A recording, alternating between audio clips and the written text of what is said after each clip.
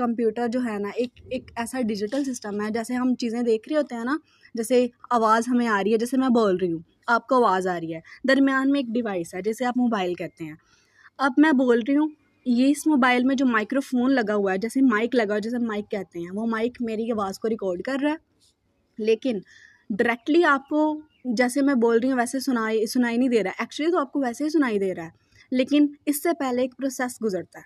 मैंने बोला, माइक ने उसको रिकॉर्ड किया, इंटरप्रेट किया उसको। अब मैं बोल रही हूँ ना, ये तो एक साउंड वेव्स की शक्ल में है, लेकिन जो मोबाइल या कंप्यूटर्स होते हैं ना, उसमें हम जैसे बोल रहे होते हैं वैसी चीज़ नहीं जाती।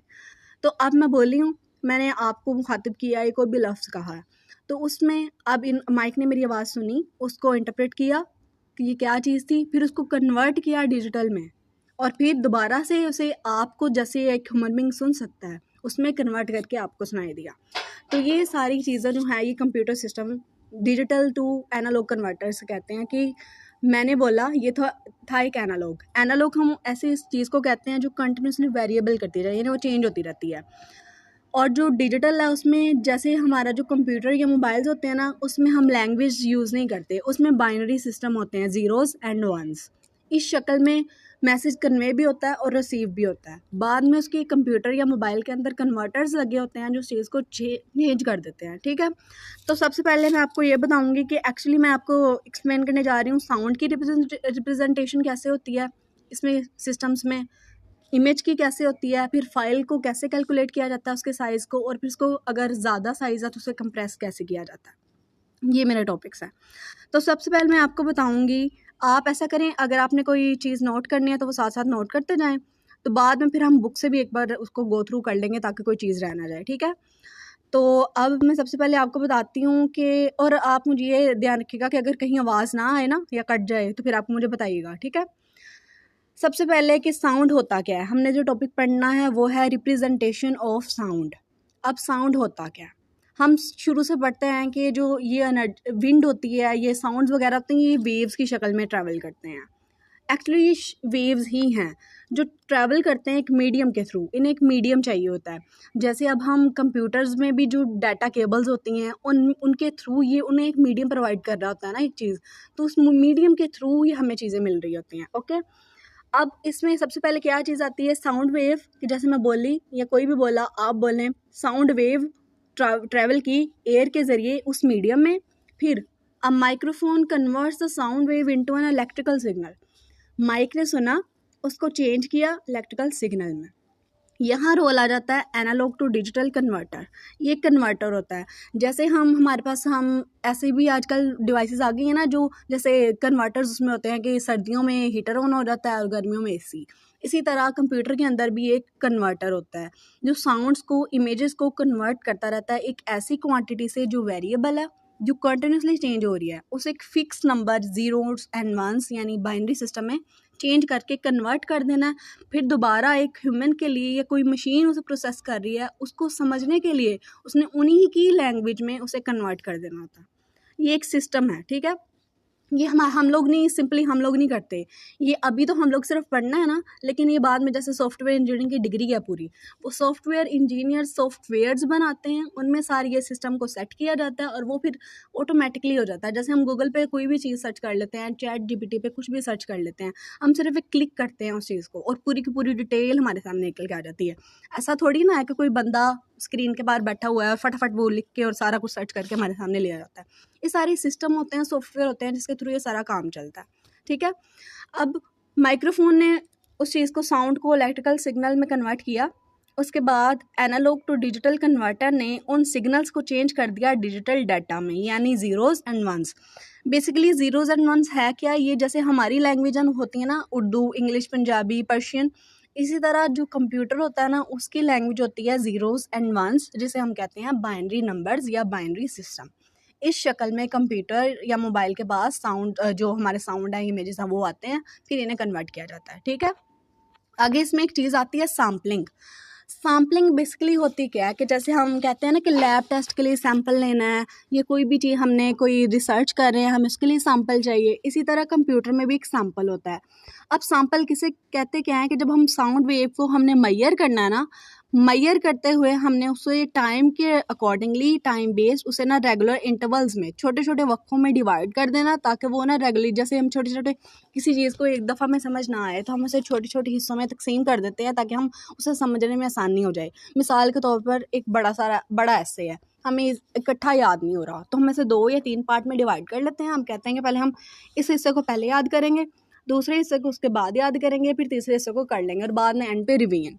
इसी तरह हम जब सैम्पलिंग लेते हैं ना, हम टाइम को और जो हमारी साउंड वेव्स होती हैं उसे टाइम के लिहाज से डिवाइड कर लेते हैं कि 10 सेकंड में हमारे पास ये साउंड आएगा, उसके बाद हमारे पास उतने सेकंड में हमारे पास ये साउंड आएगा, और उसके बाद ये सारा होता रहेगा। ठीक है, इसी तरह फिर हमारे पास सैम्पलिंग के लिए डाटाज होते हैं जो मुसलसल ना कन्वर्ट होते रहते हैं। ठीक है, आगे क्या काम है, द साउंड सैम्पलिंग एक्चुअली है क्या, the sound wave is measured at regular intervals. तो उन रेगुलर इंटरवल्स को हम कहेंगे सैम्पल्स, और जो ये तरीकाकार है उसे कहेंगे सैम्पलिंग, क्योंकि हमने साउंड, ये कंप्यूटर का सिस्टम है ना, उसने साउंड की वेव्स को मेजर करना है, तो इस तरीके को सैम्पलिंग कहेंगे। और जो वो तरीक़ेकार को करने के लिए साउंड को, टाइम को छोटे छोटे इंटरवल्स में डिवाइड कर रहे हैं, उन्हें हम कहेंगे सैम्पल्स। ठीक है, अब जो मेजरमेंट रेट भी होता है इसका, कि हमने मेजरमेंट यानी सैम्पलिंग रेट क्या होता है, ये जब हम बुक से रीड करेंगे ना ज़्यादातर आपको वो क्लियर हो जाएगा। फिलहाल अगर आपको पॉइंट जो समझ नहीं आया बाद में पूछ लीजिएगा। Each measurement is called a sample, number of sample taken पर सेकंड। अब जैसे हमने सैम्पल्स ले लिए और पर सेकंड में उसे डिवाइड करना है, और फिर एक सेकंड में, जैसे हम फ्रीक्वेंसी किसी चीज़ की मेजर करते हैं कि नंबर ऑफ रेपिटेशन पर मिनट, तो हम इसे कहेंगे फ्रीक्वेंसी। अब फ्रीक्वेंसी जो है वो भी एक रेट है ना, इसी तरह जब हम एक सेकंड में या एक मिनट में जितने सैम्पल्स लेंगे वो उसका रेट होगा, और इसे हम कंप्यूटर की लैंग्वेज में कहेंगे सैम्पलिंग रेट। ठीक है, और दूसरी चीज़ इसमें आ जाती है ए बिट डेप्थ। इसमें एक डेप्थ भी होती है, यानी हमने सैंपल लेना ना, उससे कितनी गहराई तक लेना है, ये कितनी अमाउंट तक लेना है। कि अब देखो कंप्यूटर या फ़ोन में स्टोरेज होती है, तो हमने उसकी डेप्थ देखनी है कि हमारी फ़ोन की जो है स्टोरेज कितनी है, 32 बाइट्स है, 64 बाइट्स है, गीगा बाइट्स है, वो कितनी है। तो ये इस हिसाब से हमने उसको स्टोर करना है और कैलकुलेट करना है कि कितनी अमाउंट एक कंप्यूटर एक वक्त में स्टोर कर सकता है, तो इसे हम कहेंगे बिट डेप्थ। अब दूसरी चीज़ हमारे पास जो आ जाती है, रिप्रेजेंटेशन ऑफ इमेजेस। अब रिप्रेजेंटेशन ऑफ इमेजेस कैसे करते हैं, साउंड की तो हमने सुन ली ना, कि जब हम साउंड सुनेंगे उसके बाद माइक उसे इलेक्ट्रिकल सिग्नल में कन्वर्ट करेगा, फिर उसको डिजिटल नंबर्स में यानी 0s and 1 में कन्वर्ट किया जाएगा। ये तो हो गई रिप्रेजेंटेशन ऑफ साउंड। आगे आ गया रिप्रेजेंटेशन ऑफ इमेज। इमेज कैसी होती है, असल में जो इमेज होती है ना हमारे पास, उसे हम बिट मैप के सूरत में कहते हैं बिट मैप। अब बिट मैप होता क्या है, ये है एक शॉर्ट फॉर्म है जिसे हम कहते हैं, इसकी एक लॉन्ग फॉर्म है जिसे कहते हैं binary digit map. Bit map को एक शॉर्ट फॉर्म है जिसे कहते हैं बाइनरी डिजिट फॉर्म, और इसे हम पिक्सेल्स की सूरत में करते हैं। और पिक्सेल्स क्या है, एक छोटे छोटे पार्ट्स हैं, एक मीडियम है जिसके ज़रिए एक तस्वीर पूरी बनती है। पिक्सल जो होते हैं ना, उनके अपने कलर होते हैं और अपना साइज़ होता है और अपनी रेजोल्यूशन होती है। रेजोल्यूशन हम उसे कहते हैं कि number of pixels in width और हाइट। कि जैसे हम तस्वीर कहते हैं ना, कोई पिक्चर है हमारी, उसकी रेजोल्यूशन नहीं ठीक, ज़्यादा गहरा दिखाई दे रहा है या ज़्यादा ही ब्राइट है, तो उसकी रेजोल्यूशन होती है, कि रेजोल्यूशन एक्चुअली होती है 2 पॉइंट्स के दरमियान डिफरेंस। उसके अलावा अब जो पिक्सल्स हैं, पिक्सल जो हैं वो छोटी क्वांटिटीज़ हैं, जो छोटे छोटे डॉट्स हैं उनका अपना एक साइज़ होता है और एक कलर होता है। ये साइज़, ये जो छोटे छोटे डॉट्स मिलके एक पूरी इमेज बना देते हैं। ये सिस्टम चलता है कंप्यूटर में।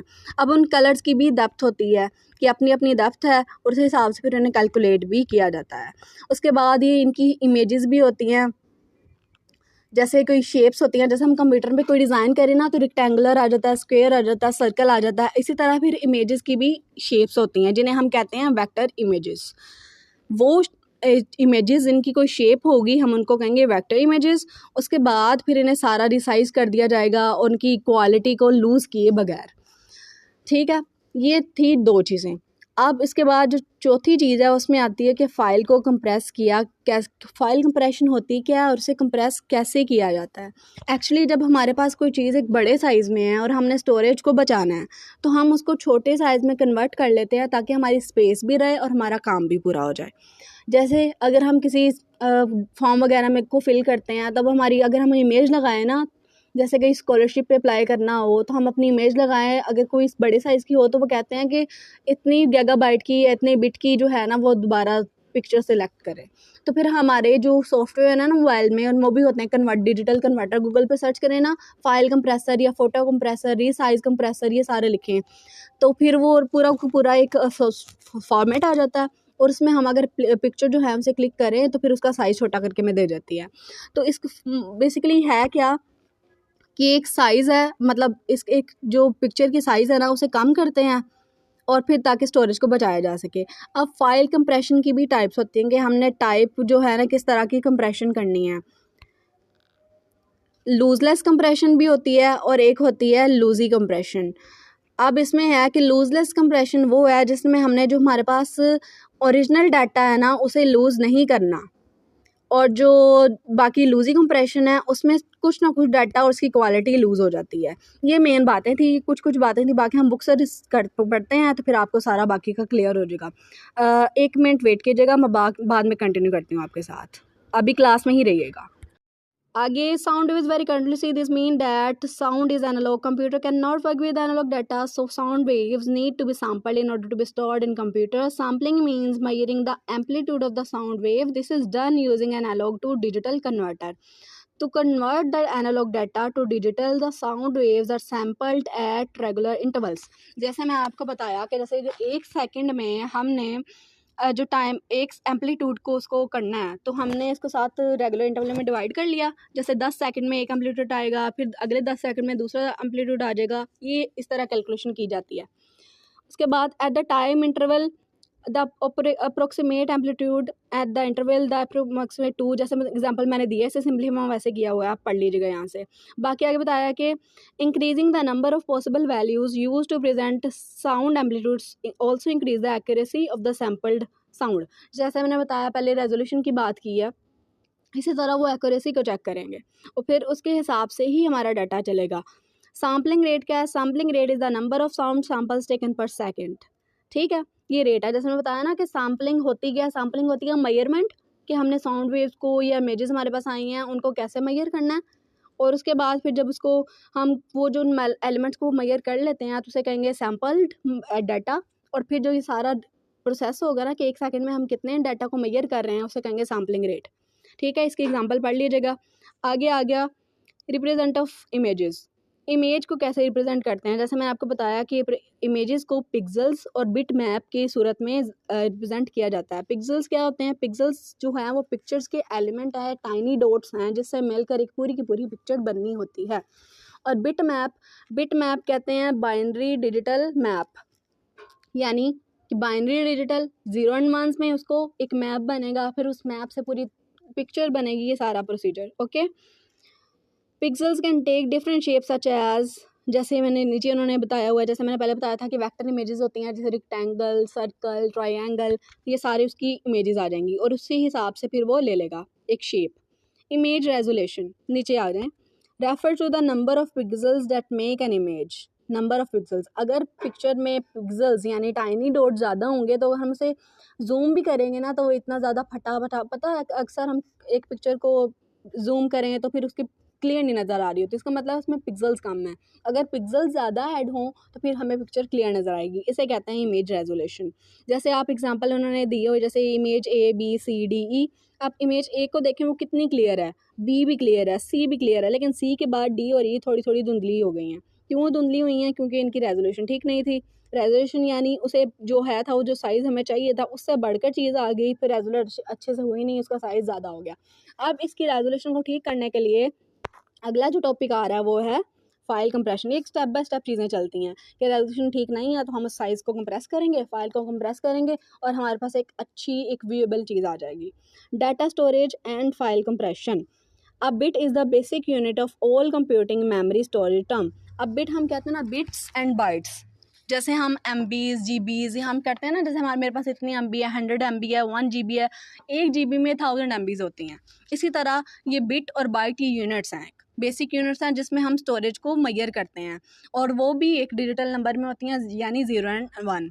The word come from binary digit, bit को हमने बाइनरी डिजिट से निकाला है, जैसे हम 0 एंड 1 कहते हैं। The byte is the smallest unit, जैसे मैंने कहा कि बिट एक बेसिक यूनिट है और बाइट एक स्मॉलेस्ट यूनिट है of the memory in a computer. 1 byte of the memory wouldn't allow you to store very much information, so memory size is measured in multiple as shown। जैसे हम kilo byte में करते हैं, mega bite में, kilo का मतलब 3, mega mean 6, giga mean 12, इसी तरह सारा वो चेंज होता जाएगा। This above system numbering now only refers to the some storage devices but is technically inaccurate based on SI unit where I1 kilo is equal to 1000। इसी तरह सारा major किया जाता है। उसके बाद कैलकुलेशन फाइल साइज़ में इसका एक फार्मूला होता है, जैसे इमेज की रेजोल्यूशन को हमने कलर डेप्थ से मल्टीप्लाई करना होता है, यानी वो बिट्स में हम लेंगे और फिर हमारे पास फाइल साइज़ आ जाएगी। ये फार्मूलाज बेसिकली जो फार्मूलाज होते हैं हमें याद ही करने पड़ते होते हैं, तो इसे भी याद करना है और बाकी उसके हिसाब से सारा हो जाएगा। आगे उसकी डाटा की कंप्रेशन मैंने बता दी कि डाटा को कंप्रेस करना क्या होता है और उसकी कंप्रेशन क्या होती है। उसके बाद इसकी टाइप्स आ जाती हैं, lossy and lossless file compression. Lossy file compression क्या है कि लूजी फाइल कंप्रेशन में हमने अपना जो हमारे पास नेसेसरी डाटा है उसमें से कुछ ना कुछ लूज़ करना है। जैसे मैंने आपको बताया कि हमारे पास हमारी फ़ोन की स्टोरेज फुल हो गई है, अब हम मज़ीद कोई ऐप डाउनलोड नहीं कर पा रहे, कोई, लेकिन हमें चाहिए कि हमने कोई चीज़ ऐड करनी है, तो हम क्या करेंगे, जो हमारे पास पुरानी तस्वीरें पड़ी होती हैं ना, हम कहते हैं चलो ये भी डिलीट कर देती हूँ, ये भी डिलीट कर देती हूँ, ये भी डिलीट करती हूँ, चलो स्पेस थोड़ी सी बन जाएगी। जो वीडियोस हमने देखी होती हैं हम उन्हें डिलीट कर देते हैं। तो इसमें जब हमारे एक्चुअल एक नेसेसरी डाटा था ना, किसी टाइम वो हमारे पास एक नेसेसरी डाटा था, जब कोई नेसेसरी चीज़ नेसेसरी डाटा में से डिलीट होती है तो हम उसे कहते हैं लूजी कंप्रेशन, जिसमें हम लूज़ कर रहे हैं कोई चीज़ को, तो ये टाइप है कंप्रेशन की। और दूसरी जो टाइप है उसे कहते हैं लूजलेस कंप्रेशन, यानी उसमें हमारा कोई भी नेसेसरी डाटा लूज़ नहीं होगा। जैसे मैं आपको पहले एग्जांपल दी कैशी जंक की, कि जब हम अपनी स्टोरेज को फ्री कर रहे होते हैं हमारे पास एक ऑप्शन आता है कि क्लियर कैशी जंक, यानी कि हमारे पास जो अननेसेसरी साउंड है, जैसे मैंने एग्जांपल दी कि यूनिवर्सिटी में क्लास हो रही है, बाहर कुछ बच्चे जिनकी क्लास नहीं है वो शोर मचा रहे हैं, टीचर कहता है यहाँ से चले जाओ, यानी उन्होंने वो चले गए और उसने अननेसेसरी साउंड को साइड पे कर दिया, तो ये क्लियर होगी और हम सुकून से फिर क्लास ले सकते हैं। इसी तरह जब हमें अपने स्टोरेज को साफ़ करना होता है, जब मज़ीद चीज़ें ऐड करनी होती हैं, हमारे पास अननेसेसरी डाटा हम उसको रिमूव कर देते हैं या एक साइड पे कर देते हैं और हमारे पास एक स्टोरेज बन जाती है और हम मज़ीद चीज़ों को सेव कर सकते हैं। ये था सारा representation of sound, images and file compression. I hope so कि आपको समझ आई होगी, और बाकी अगर आप नहीं आई तो फिर आप उससे क्वेश्चन पूछ सकते हैं।